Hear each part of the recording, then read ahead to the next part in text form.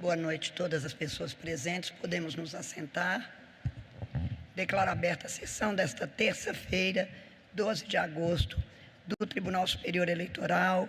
Cumprimento os senhores ministros e ministras, cumprimento o vice-procurador-geral eleitoral, senhores advogados, servidores, todos que nos acompanham. Hoje não haverá sessão administrativa. Dou início à sessão jurisdicional. Cumprimento o senhor secretário.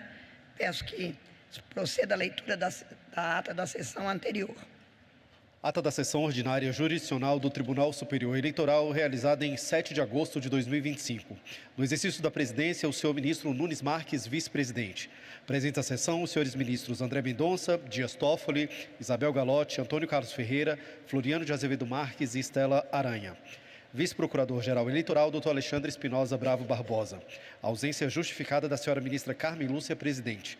Às 10 horas e 23 minutos foi aberta a sessão, sendo lida e aprovada a ata da sessão anterior. Foram julgados 6 processos e a sessão foi encerrada às 11 horas e 33 minutos.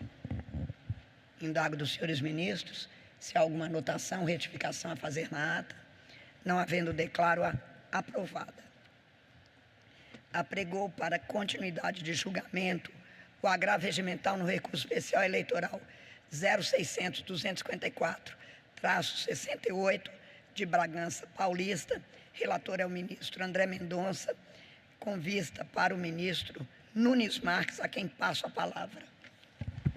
Eminente presidente, ministra Carmen Lúcia, ministro André Mendonça, ministra corregedora Isabel Galotti, ministro Antônio Carlos Ferreira, ministro Floriano de Azevedo Marques, ministra Estela Aranha, vice-procurador-geral eleitoral, doutor Alexandre Espinosa Bravo Barbosa, senhor secretário da sessão, doutor João Paulo, senhores servidores, advogados, demais presentes, boa noite a todos.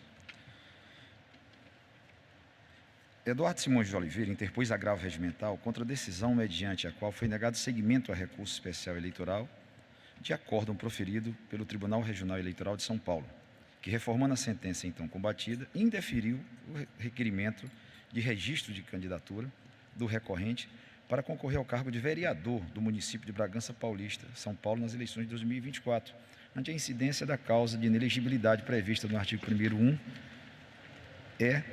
e no artigo 9º da Lei Complementar 64 de 90. Na Justiça Comum, o recorrente foi condenado em decisão não transitada em julgado pelo Tribunal de Justiça do Estado de São Paulo, nos autos da apelação criminal 150.7792/2021, pela prática do crime tipificado no artigo 215-A do Código Penal.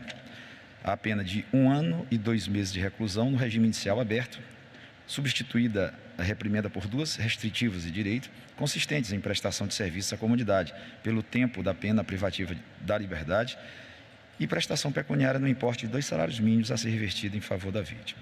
A seguir, em setembro de 2024, o recorrente obteve na 5ª Câmara de Direito Criminal do Tribunal de Justiça do Estado de São Paulo, nos autos da tutela cautelar antecedente 224.976.837 de 2024, decisão por meio da qual foi suspensa a inelegibilidade do peticionário prevista no artigo 1º, inciso 1 da linha E, item 9 do referido diploma legal, até o julgamento da presente medida.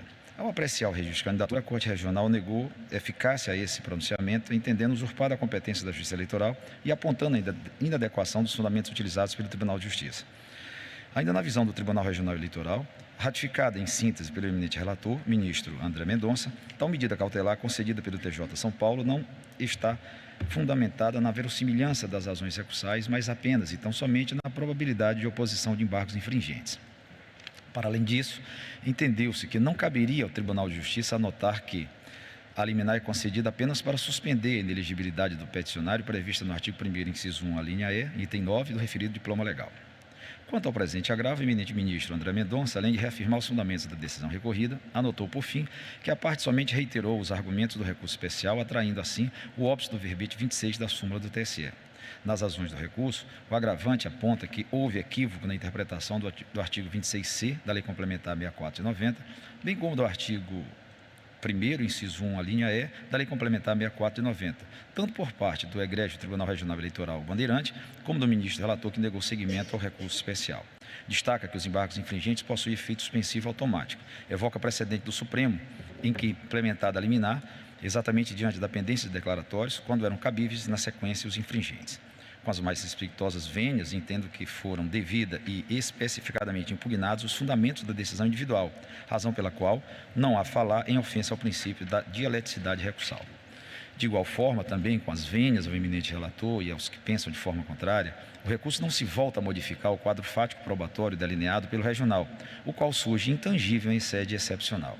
Ao contrário, o recorrente busca apenas a revaloração quanto à correta interpretação do artigo 26C da Lei das Inelegibilidades, o que é viável em sede de recurso especial. A questão de fundo consiste em verificar se a inelegibilidade decorrente de condenação criminal ainda não transitada estava produzindo efeitos, considerados dois aspectos. A. O pronunciamento do Tribunal de Justiça de São Paulo na tutela cautelar antecedente, mediante o qual foi suspensa a inelegibilidade, e B. A oponibilidade de embargos infringentes contra a condenação. Vale destacar que, como bem anotou o recorrente, após o julgamento dos embargos de declaração protocolados, seria cabíveis embargos infringentes, tendo em conta que a condenação foi formalizada em votação não unânime, com voto vencido na direção da absolvição.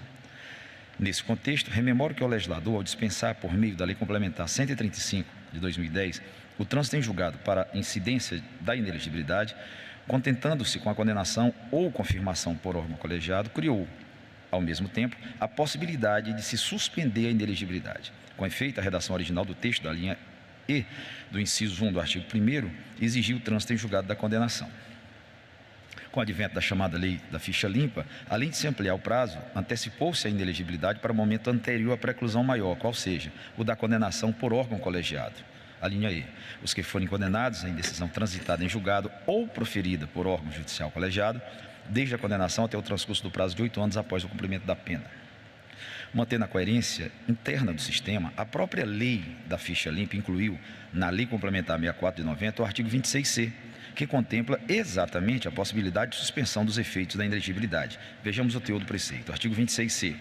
O órgão colegiado do tribunal ao qual couber a apreciação do recurso contra as decisões colegiadas a que se refere as alíneas D, E, H, J, L e N do inciso 1 do artigo 1º, poderá, em caráter cautelar, suspender a inelegibilidade, sempre que existir plausibilidade da pretensão recursal e desde que a providência tenha sido expressamente requerida, sob pena de preclusão por ocasião da interposição do recurso.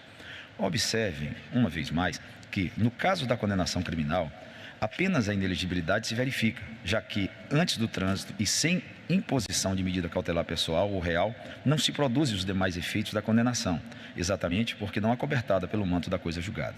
Portanto, ao implementar a medida na tutela cautelar antecedente 224, 976, 837 de 2024, suspendendo a inelegibilidade, o Tribunal de Justiça fez em plena consonância com o preceito legal.